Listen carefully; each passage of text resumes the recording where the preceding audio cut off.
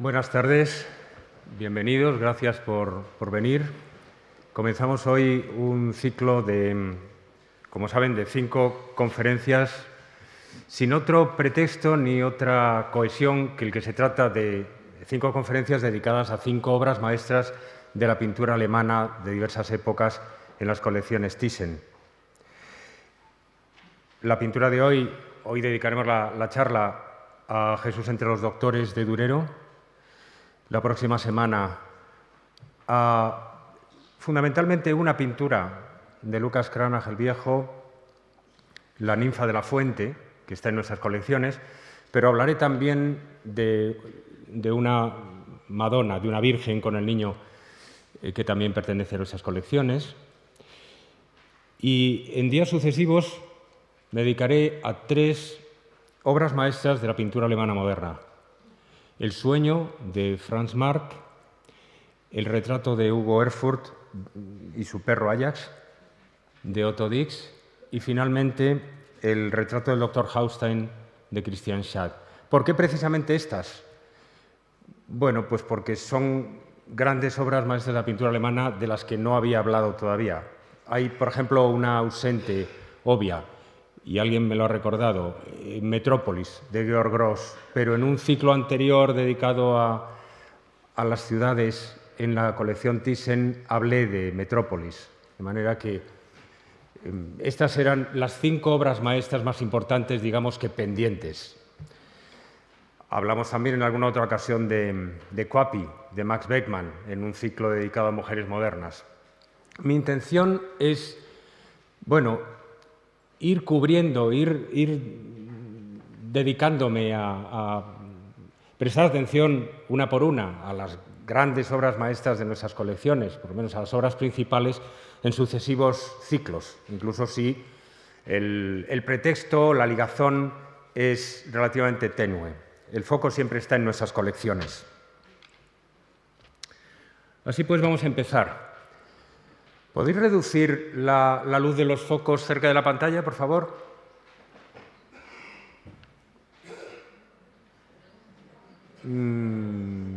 Así está mejor, yo creo, ¿no?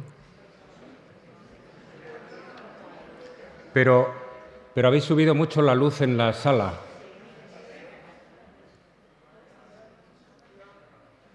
A ver. Estamos igual que al principio.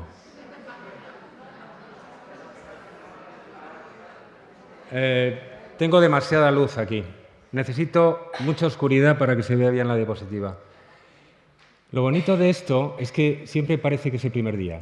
Siempre parece que es lo bonito, ¿no? Así está bien para mí.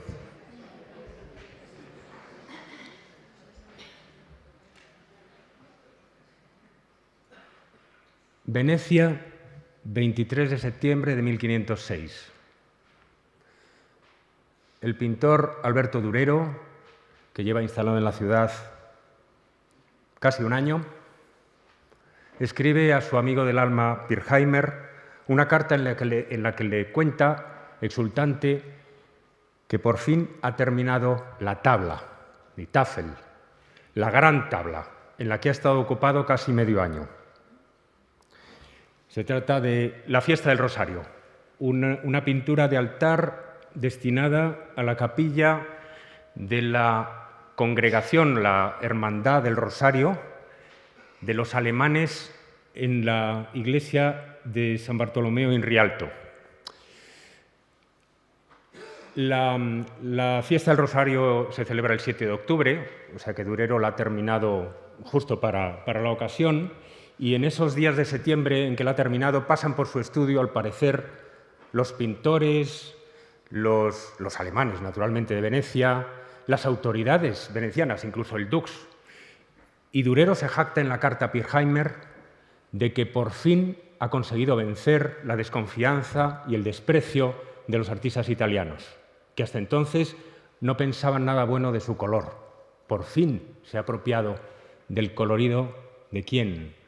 De Bellini, el gran maestro, el mejor en la pintura, al que ha admirado y envidiado durante mucho tiempo. El ángel músico que está en el centro de la escena, está emparentado directamente con un ángel de la Pala di San Zaccaria de Bellini. La imagen es una imagen maravillosamente colorista, veneciana en ese sentido, pero con un naturalismo un poco más áspero, un poco más ácido de lo habitual en la pintura veneciana. Está escenificada en un paisaje que tiene mucho de los paisajes alemanes del norte de Europa, es como un paisaje, el fondo es alpino, y la congregación que está delante está homenajeando a la Virgen, reúne por una parte a los dignatarios de la Iglesia y de la política veneciana a la izquierda y a los alemanes a la derecha. Y en primer término, naturalmente, están arrodillados ante Nuestra Señora el Papa, en cuyos rasgos se ha creído reconocer un vago parecido con Julio II, el Papa reinante de la Rovere, y sobre todo es bien reconocible el rostro de Maximiliano, el emperador. El Papa y el emperador se han despojado de su tiara y de su corona para recibir humildemente las guirnaldas de rosas que la Virgen y el Niño Jesús les imponen, las guirnaldas de rosas que son el símbolo de la fiesta del Rosario. En un rincón, bueno, aparte de retratar a todos estos dignatarios que los exégetas se han ocupado de descifrar y reconocer, en un rincón de la pintura aparece autorretratado, cómo iba a resistirse a semejante tentación, el archinarcisista Albrecht Dürer, el propio pintor, con un letrero que dice «Exegit quinque mestri spatio, Albertus Dürer Germanus, 1506 Anno Dei». O sea, lo hice en 5 meses, en el espacio de 5 meses. De abril a septiembre le costó la pintura, esta gran tabla que hoy se encuentra en la Galería Nacional de Praga. Albertus Dürer Germanus, con todo el orgullo de que era capaz, y más en tierra relativamente hostil, porque a pesar de esta imagen idílica de la confraternización del Papa y el Emperador bajo la protección de Nuestra Señora, a su vez coronada por los ángeles, en la misma carta que he citado de Durero a Pirkheimer le explica que en Venecia todo el mundo hace mofa del emperador y que crece la hostilidad de los venecianos frente a Alemania, como consecuencia de los preparativos bélicos. Roma y Venecia, aliadas, están desafiando militarmente al imperio, al Sacro Imperio Romano-Germánico. En la misma carta en la que Durero le habla a Pirkheimer de que por fin ha terminado la tabla, le menciona un cuadro en el que está todavía trabajando, en el que no queda claro si ya está casi terminado o lo está empezando, y que se ha identificado a veces con esta otra obra. Qué distinta, ¿no?, de carácter, de naturaleza respecto a la Virgen del Rosario. Se trata de una tabla bastante más reducida de formato, que naturalmente pertenece a nuestra colección, que permaneció siempre en Roma, por lo que sabemos, desde su factura. Probablemente fue pintada en Roma, como vamos a ver, en realidad quizá no en Venecia, a pesar de esa carta donde se alude a posiblemente este cuadro, y ha permanecido en Roma hasta 1934, en que fue vendida por la colección Barberini e inmediatamente después adquirida por el primer barón Thyssen.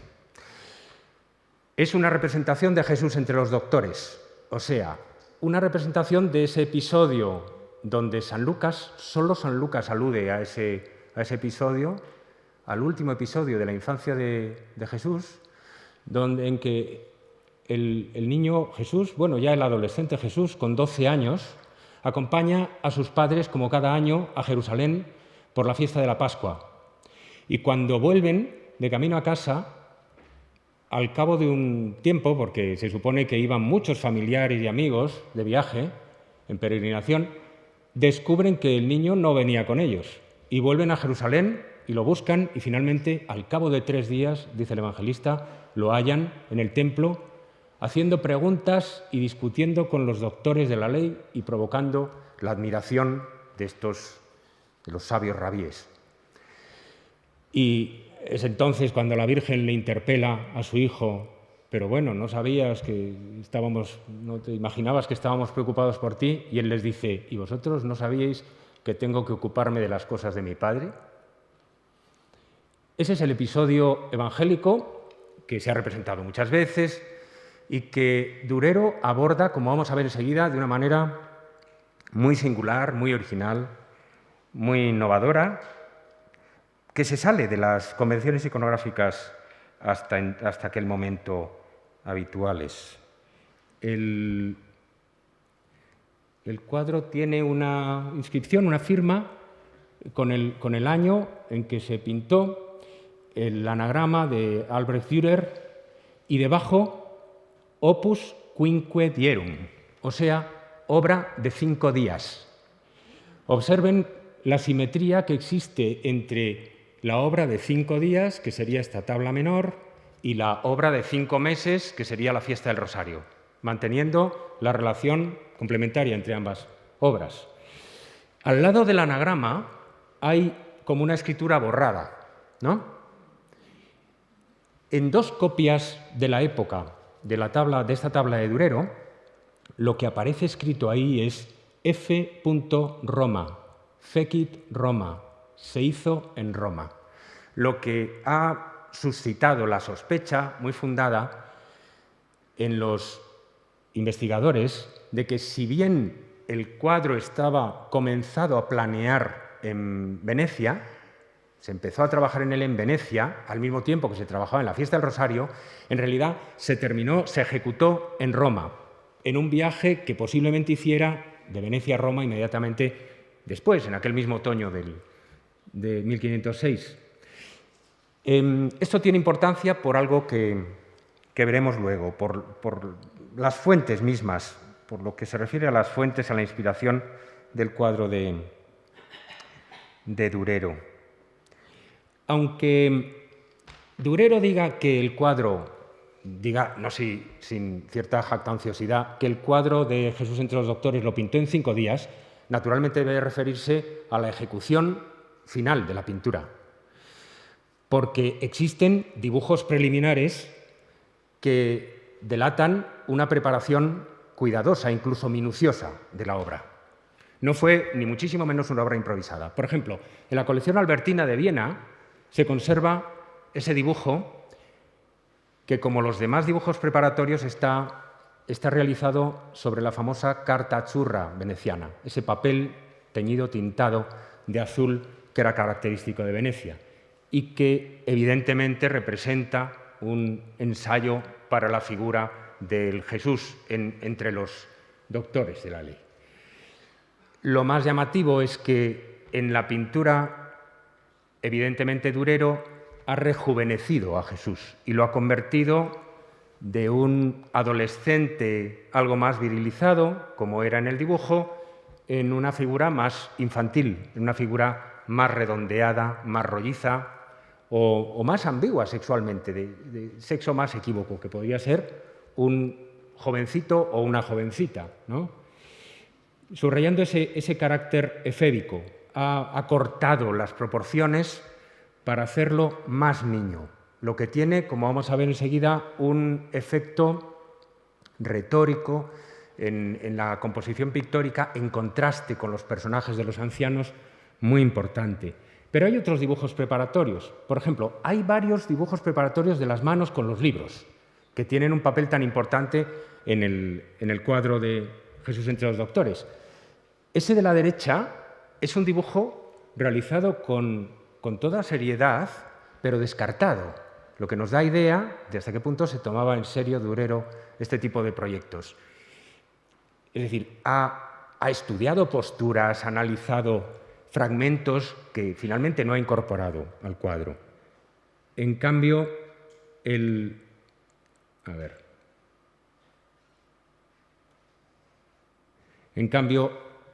dibujo preparatorio de la izquierda sí que sería incluido en el cuadro, por lo menos parcialmente, porque el borde que corta el libro, debajo justo del cartelino con la firma, es el borde real del cuadro.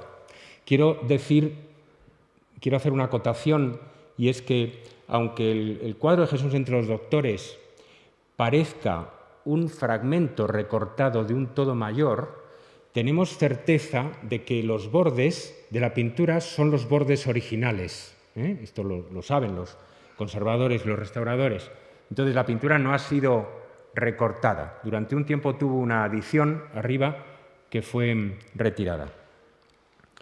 Y un tercer y un cuarto dibujo, porque hay 4 dibujos, se refiere a las manos. Las manos de arriba no pertenecen al cuadro de Jesús entre los doctores.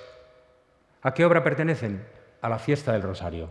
O sea, que Durero realizó los estudios preparatorios para la fiesta del Rosario en el mismo papel, en las mismas hojas de carta churra en que preparaba Jesús entre los doctores. Esa es la idea de la vinculación y la contemporaneidad en los procesos de ambas obras. A ver si consigo. Las manos de arriba son las manos de Maximiliano cuando recibe la corona de flores de la Virgen. Y la mano de abajo, en cambio, que es una mano prensil, una mano como agarrotada, es la mano de uno de los doctores que está estudiando como con avidez, como con ansiedad, el texto pues, de la Torá o el texto de las Escrituras, supongo. Y el último de los estudios que traía, que en este caso no recoge, porque es una foto en blanco y negro, no recoge el tono azulado, se refiere al gesto de conteo retórico que está en el centro del cuadro. Jesús va desglosando con los dedos los argumentos y va diciendo primero, segundo, tercero.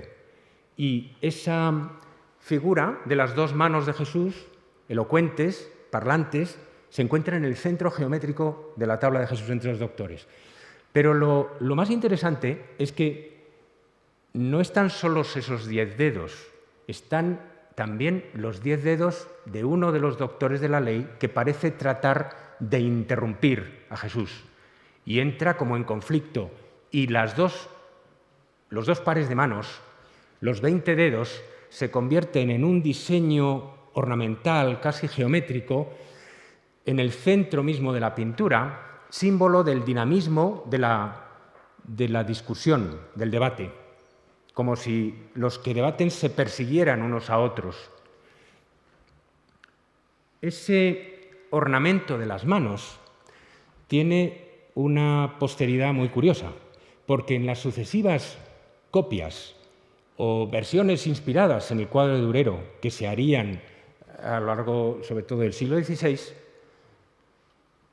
muy rara vez se recogen los 20 dedos. Lo habitual es que, como sucede en esta versión de Hans Hofmann, un, digamos, descendiente de Durero, el más importante representante del renacimiento dureriano de la segunda mitad del XVI, se recojan solamente el gesto de Jesús, como si a los sucesores de Durero les hubiera estorbado, les hubiera perturbado casi la interferencia de las otras 2 manos mezcladas con las de Jesús. ¿Y saben ustedes quién sí recoge el juego de las 4 manos enlazadas o persiguiéndose unas a otras? Pues Hans Cranach, el hijo de Lucas Cranach, en un cuadro, en una obra que por una coincidencia inesperada pertenece también a la colección Thyssen. En el cuadro de Hércules en la corte de Onfalia, que precisamente está siendo ahora está terminando de ser limpiado, de ser restaurado, como consecuencia de unos trabajos patrocinados por la Embajada alemana en España, ahora tiene un aspecto ya mucho más limpio y con mejor color. Pues en el centro, la foto esta de las manos está tomada ya después de la restauración. En el centro se encuentra un grupo, un nudo, un entrelazamiento de las 4 manos. Incluso en Hans Cranach hay una 5ª mano agregada, ¿no? Ahí en una esquina, que emula el grupo de las manos de Durero.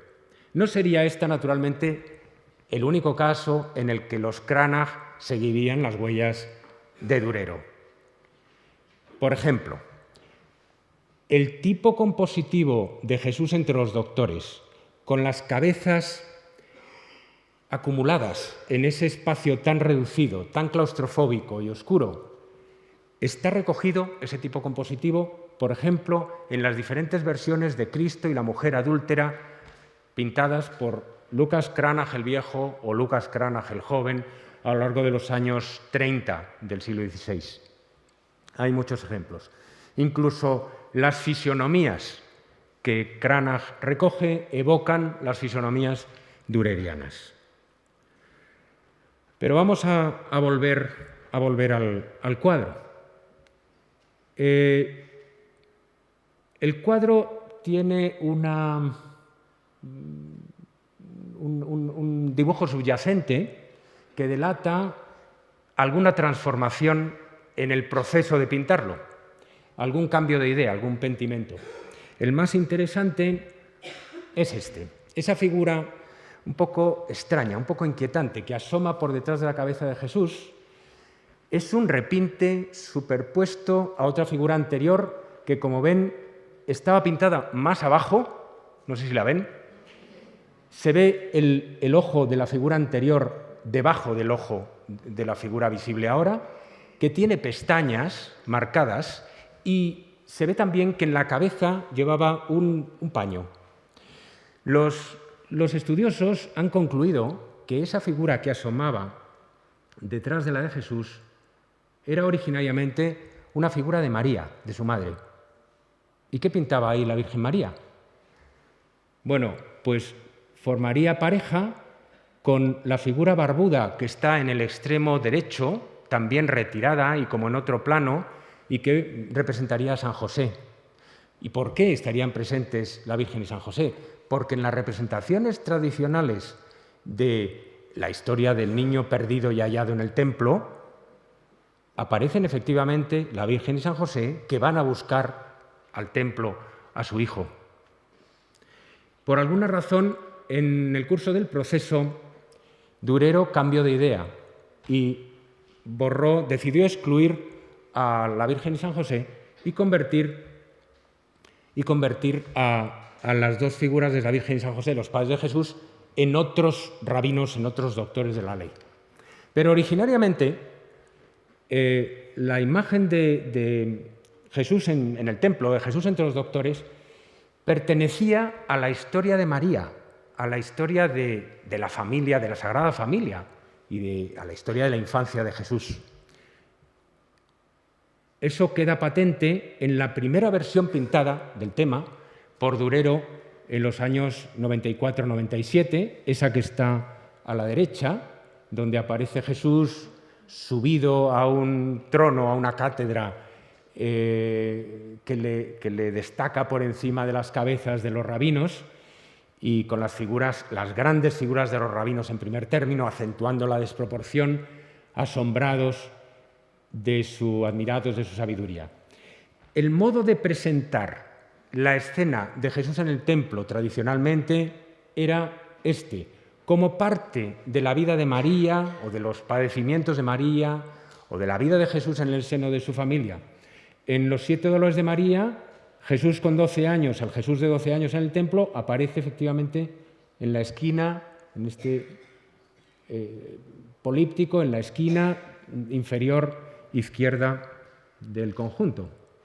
O sea, que la escena de Jesús en el templo tenía un contexto narrativo más amplio originariamente y no era concebida separada de ese contexto. Eso condicionaba el modo de representar la escena. Por ejemplo, en este anónimo alemán muy divertido de Regensburg, vamos a remontarnos un poco simplemente al recorrido iconográfico del tema a lo largo del siglo XV. Jesús entre los doctores, la historia de Jesús entre los doctores aparece desdoblada en dos escenas. La escena en que Jesús está sentando cátedra entre los rabinos, en ese en esa cátedra elevada, en esa especie de púlpito tan ingenuo y tan divertido, que sirve a la vez como biblioteca, porque están almacenados los volúmenes en el interior como en un armario, y tiene a los grandes rabinos todos literalmente cayéndose de espaldas, ¿no? Y luego el episodio conectado, la Virgen y José llevándose, rescatando al niño del templo, devolviéndolo a su vida familiar normal. ¿Cómo diría? Tratando de olvidar este episodio algo aberrante, extraño, que no obstante naturalmente anticipa ya lo que va a ser la vida pública de Jesús, porque, insisto, este es el último episodio de la infancia y es como el quicio entre dos mundos. En todas las imágenes de comienzos del siglo XV aparece esta disposición de un pequeño Jesús muy elevado sobre las demás figuras, como trepado a lo alto de esta escalera.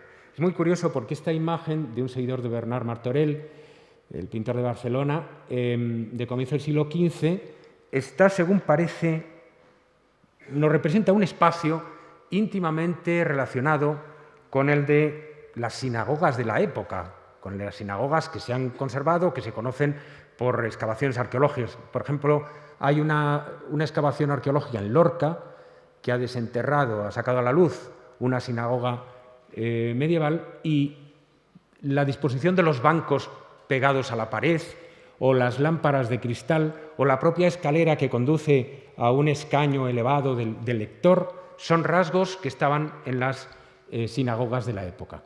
Las imágenes tardogóticas representan el espacio del templo tal como los pintores lo conocían por las sinagogas de su localidad, ¿no? Por las sinagogas alemanas o de la península, españolas. Lo mismo sucede, por ejemplo, en este cuadro. Son muy divertidos algunas de estas imágenes, ¿no? La de Butinone es francamente divertida, esa especie de... Ha decidido combinar la escalera con una disposición central y entonces eso le ha conducido a crear esa especie de torre de Babel en el medio del cuadro, donde el niño está como bailando, no se sabe bien, rodeado por los doctores.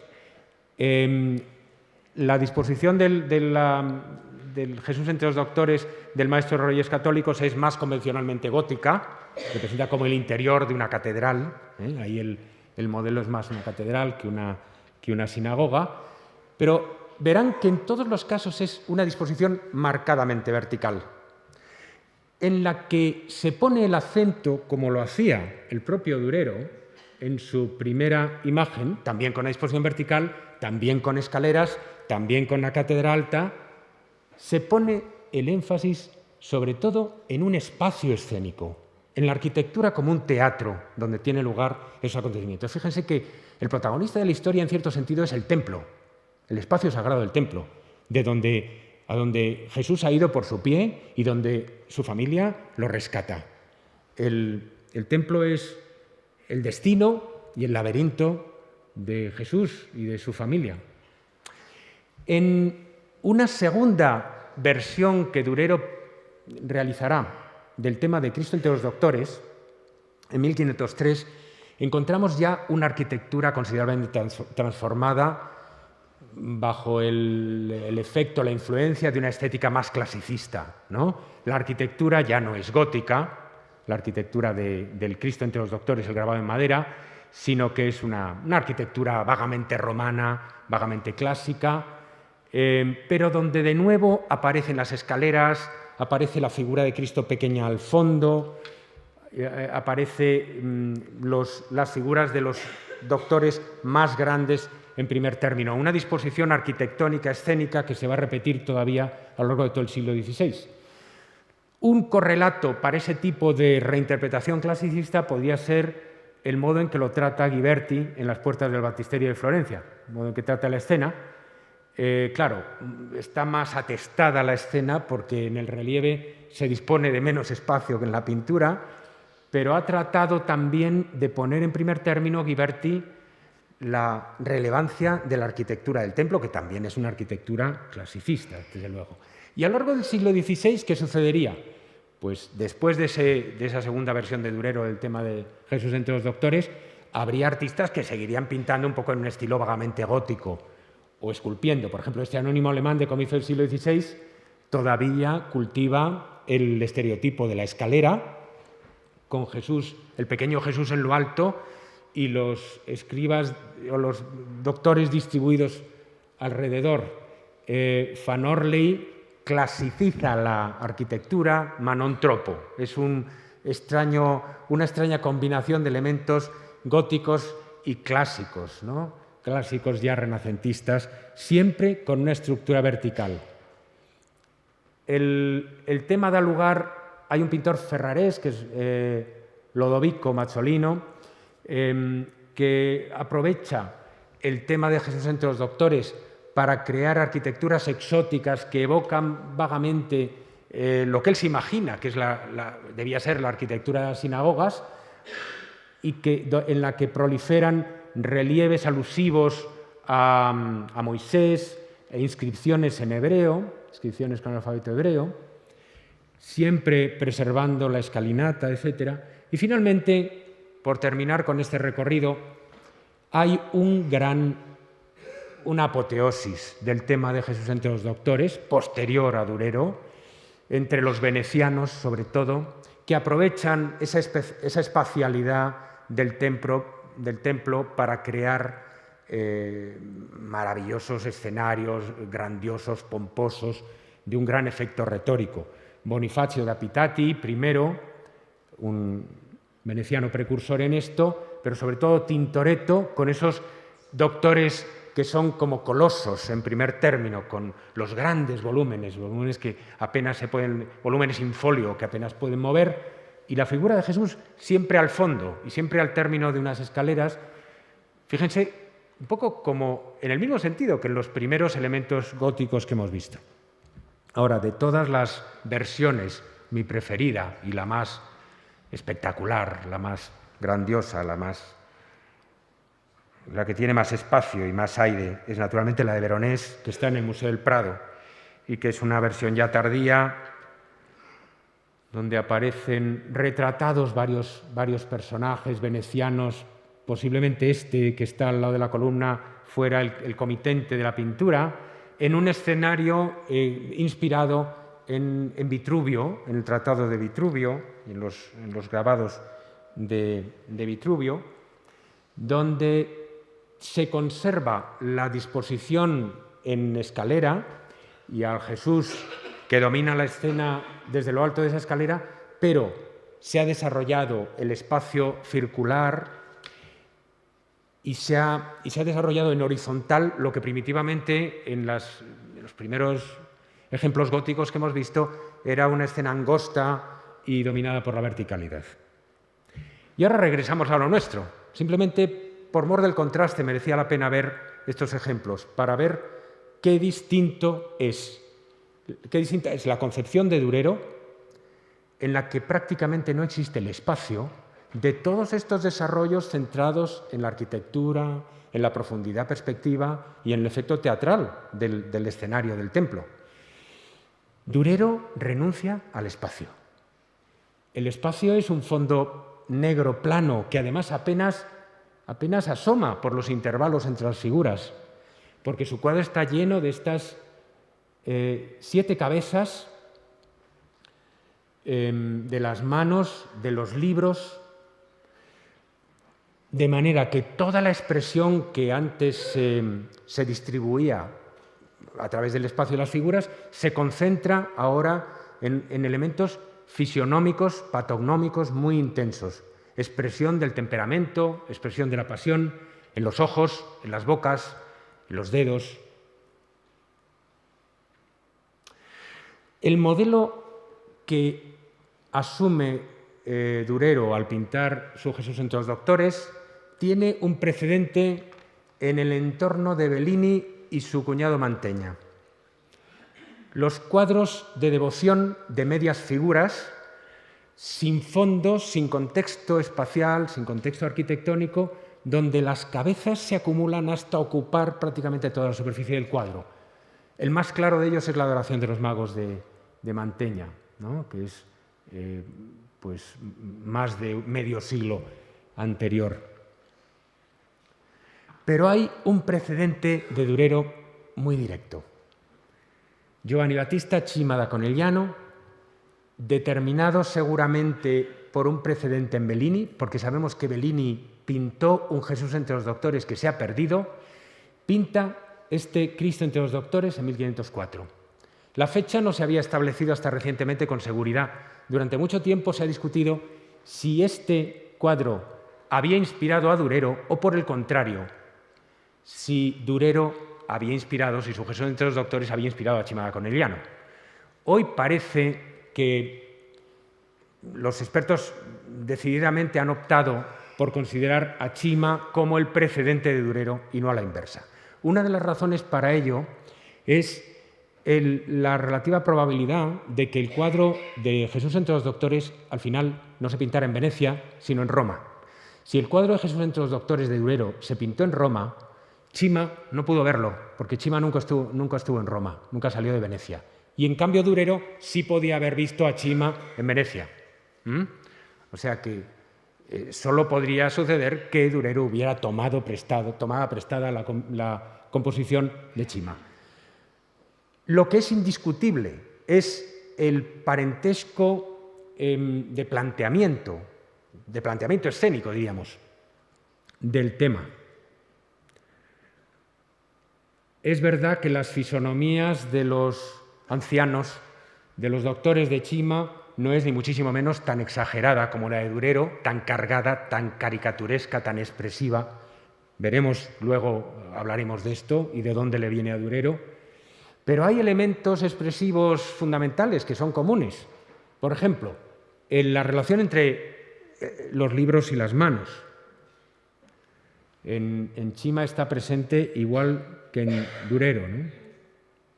Esta relación íntima, como apasionada, diríamos, entre los libros y las manos. Contrapuestos, libros y manos, a las manos expresivas, a las manos elocuentes de Jesús. Las manos de Jesús en el centro hablan solas y las manos de los doctores se aferran a la letra de la ley. El planteamiento del dulce Jesús joven con sus guedejas rubias en el centro y los ancianos distribuidos alrededor, un poco tocándole, mirándole, atendiendo a él, admirándolo, considerándolo con envidia, con recelo, es básicamente el mismo, aunque naturalmente la realización de Cima sea mucho más espacial, porque se desarrolla más en 3 dimensiones, y también más clásica en las proporciones y en las expresiones de las figuras.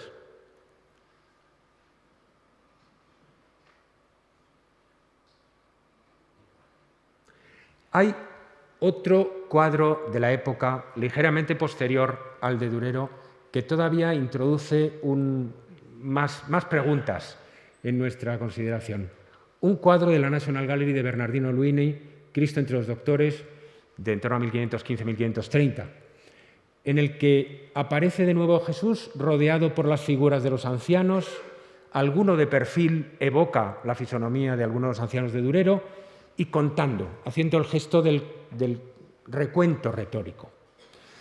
Se ha conjeturado que Luini, que era un discípulo, como ustedes saben, de Leonardo da Vinci, pudo haber seguido, haber copiado, haberse inspirado muy de cerca en un original perdido de Leonardo. ¿Por qué pensamos esto? Porque existe una carta de Isabela de Este a Leonardo en 1504 pidiéndole un Jesús de 12 años, pidiéndole que dibuje o que pinte para ella un Jesús de 12 años. El Jesús de 12 años es el Jesús que predica a los doctores o que discute con los doctores en el templo. No tenemos constancia de que Leonardo siquiera pintara nunca eso o dibujara nunca eso, pero si lo hizo, ese original perdido pudo haber dado lugar a la copia de Luini. En todo caso, podía haber en el fondo de la inspiración de Durero, ya contamos con dos originales supuestos, conjeturados y perdidos, uno de Bellini y uno de Leonardo, quién sabe si relacionados entre sí. Pero, en fin, la analogía con Leonardo no es algo traído como forzadamente. Si menciono a Leonardo en este punto, es también porque a la hora de hablar de la expresión fisionómica, del modo en que hablan los ojos, las cejas, también las manos, las bocas de los ancianos, está íntimamente relacionado con una línea de investigación bien conocida de Leonardo da Vinci, sus estudios de la fisonomía humana, de los temperamentos y de las pasiones humanas, en toda una serie de estudios dibujados, repartidos por diferentes colecciones. En el centro del Jesús entre los doctores de Durero, por ejemplo, hay un contraste fundamental entre la belleza efébica de Jesús, la belleza ambigua de Jesús, y la fisonomía arrugada y áspera de los ancianos que le rodean. Esta era una contraposición casi obsesiva para Leonardo, el contraste entre la juventud, la pureza de la juventud, sexualmente ambigua todavía, y la fisonomía de las personas mayores, ¿no? Ahí está bien claro la voluntad de enfrentar esos dos perfiles. Pero hay toda una larga serie de obras de Leonardo donde se desarrolla el estudio de lo que se llaman normalmente cabezas cargadas, o sea, cabezas con una expresión caricaturesca, donde los rasgos fisionómicos han sido acentuados, y cabezas grotescas, donde ya esa deformación adquiere un aspecto francamente satírico y ridículo, ¿no? El grupo de 5 cabezas del Castillo de Windsor es una antología, quizá la mejor, de esas cabezas cargadas y grotescas que inmediatamente nos recuerda a Jesús entre los doctores de Durero.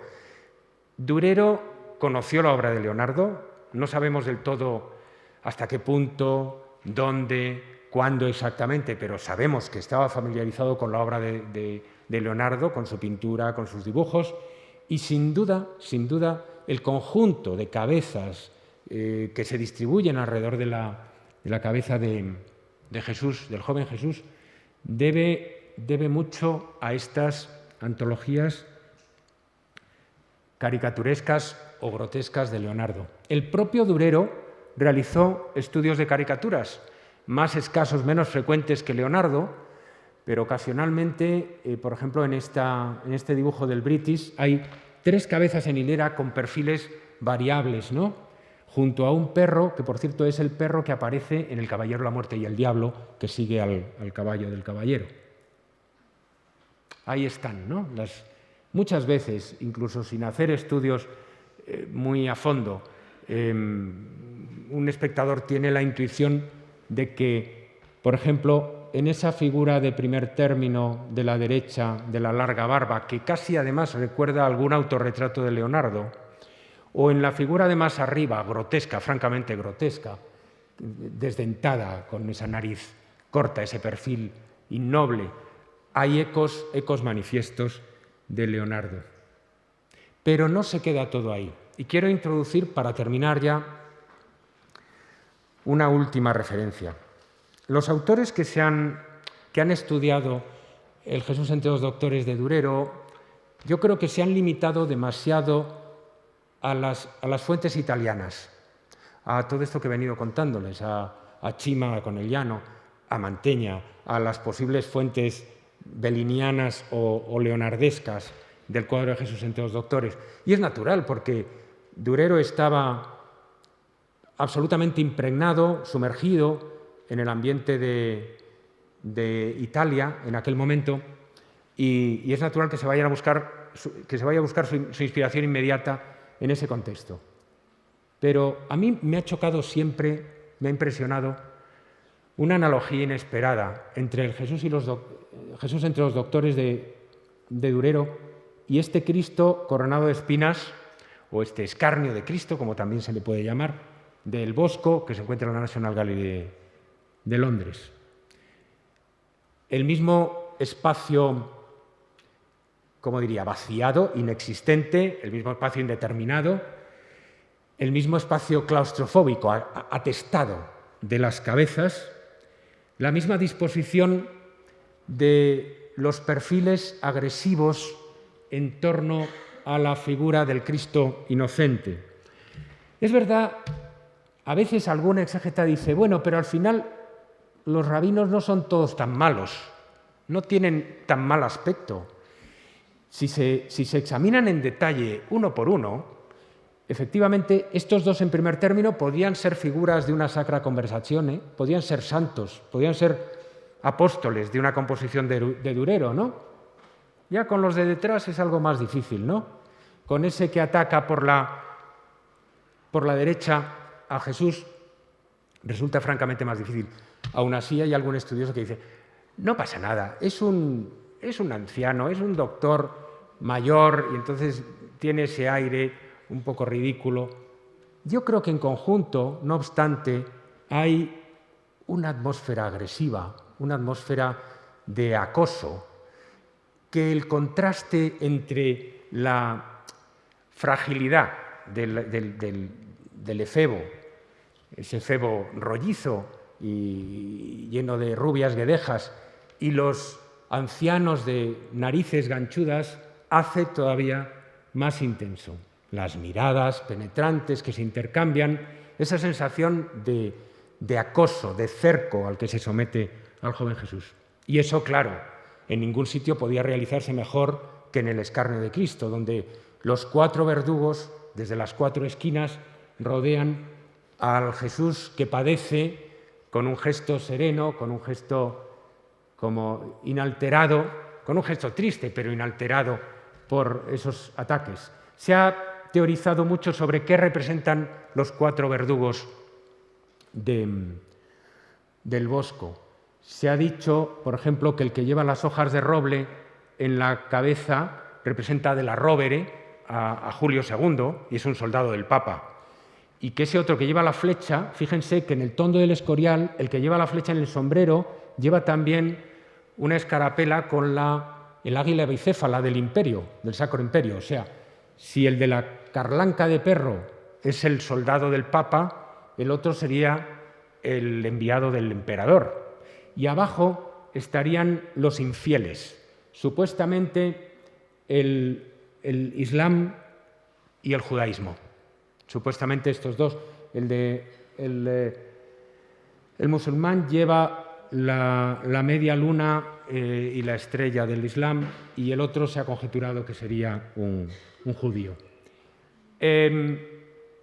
La imagen del Bosco, agresiva, violenta, feroz incluso, de los verdugos, atacando, hostigando, mofándose del dulce y triste Jesús, es una imagen que se ha emparentado muchas veces con el propio Leonardo. También se ha vinculado al Bosco con Leonardo, con las fisonomías, los estudios fisionómicos de Leonardo, como se ha relacionado, aquí en este caso con más pruebas, a Quintin Matsis y sus Ecce Homo, sus imágenes de Cristo, por ejemplo, presentado al pueblo, el del Museo del Prado, su Ecce Homo del Palazzo Ducale, con los estudios de fisonomías o de expresiones de Leonardo.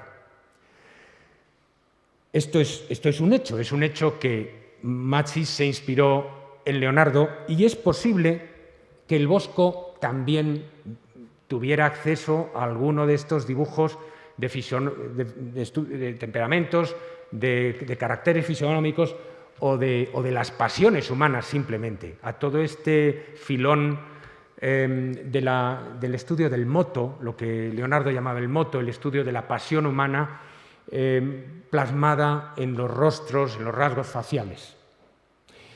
Pero existe al mismo tiempo, con una gran probabilidad, una fuente puramente germánica de estas expresiones.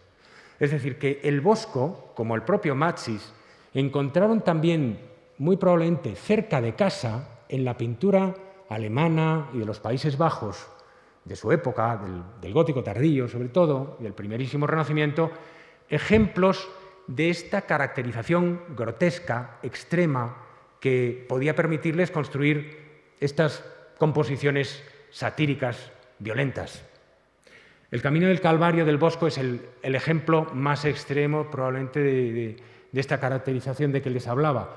Solamente en ella la figura de Jesús que carga con la cruz y la figura de la Verónica que exhibe el paño, ¿no? con la imagen de Jesús, permanecen serenos y con los ojos cerrados, como no queriendo ver, no queriendo oír la hostilidad, la violencia de la masa enfurecida a su alrededor.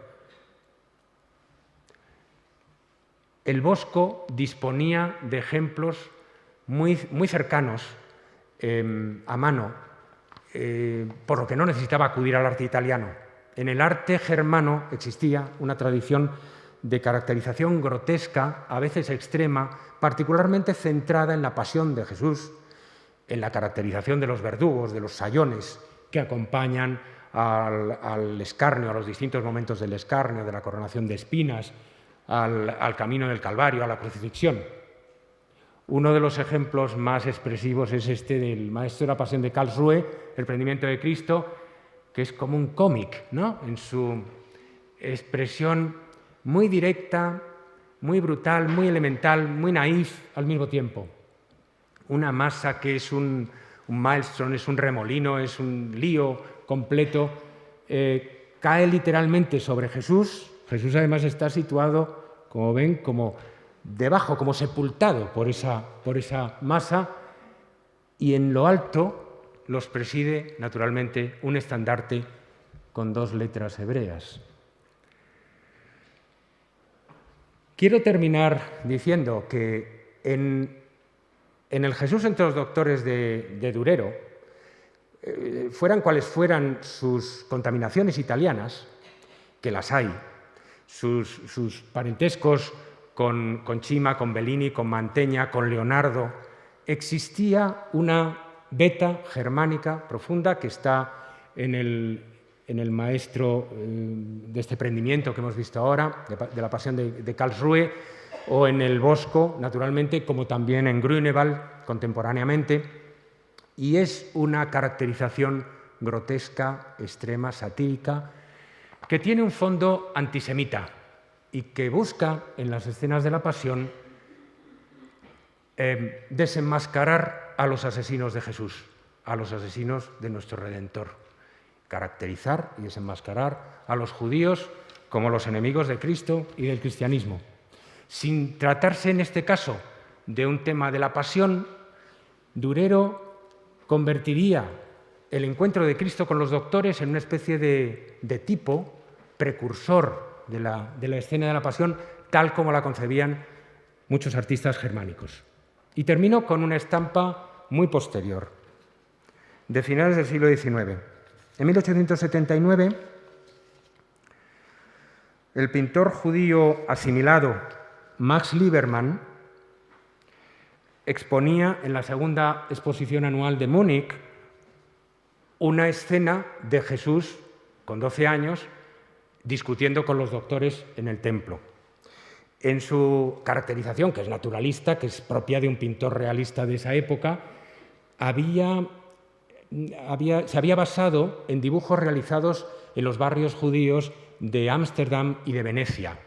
Había estudiado a los judíos tal como eran en aquel momento, a los judíos asimilados y a los judíos ortodoxos, y combina las fisonomías y los atuendos de esos judíos contemporáneos suyos en esas figuras que rodean a Jesús. Originariamente, la figura de Jesús estaba caracterizada también como la de un niño judío, con tirabuzones, descalzo y con unas ropas como orientales que recordaban a los niños de los guetos. Cuando la pintura se expuso en la segunda exposición anual de Múnich, las protestas del clero católico fueron muy encendidas y condujeron a que el gobierno decidiera trasladar la pintura a un lugar más escondido en la exposición, a un lugar menos relevante. Finalmente, las acusaciones de blasfemia llegaron a ser discutidas en el Parlamento bávaro. Como consecuencia de todo ello, Liebermann repintaría a Jesús de como era, convirtiéndolo de como era originalmente, como una especie de golfillo judío, en un muchacho más al estilo italiano, con guedejas rubias, impecablemente gentil, vestido con vestiduras históricas, como la figura del niño Jesús, y calzado con sandalias. El propósito inicial de Max Liebermann, que era hacer los judíos más tolerables a la sensibilidad cristiana de su tiempo, de su país, había fracasado así. El cuadro sería adquirido por la Kunsthalle de Hamburgo en 1911, años después, pero en 1941 tuvo que ser vendido por la presión de las autoridades nazis y solo en 1989 recuperado. He querido mostrar cómo el Jesús entre los doctores de Durero probablemente nos abre una ventana, nos permite asomarnos a prejuicios profundos, arraigados en Centro Europa, que han durado siglos y que persistían y que han persistido todavía hasta la época de nuestros padres. Como decía Walter Benjamin, no hay un documento de cultura que no sea a la vez un documento de barbarie. Muchas gracias.